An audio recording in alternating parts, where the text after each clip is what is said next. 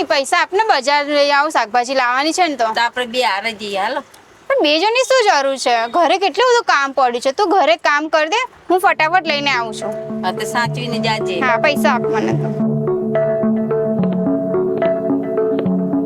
આમાં કેવું છે કે આપણે કશું બાકી નહીં રાખવાનું.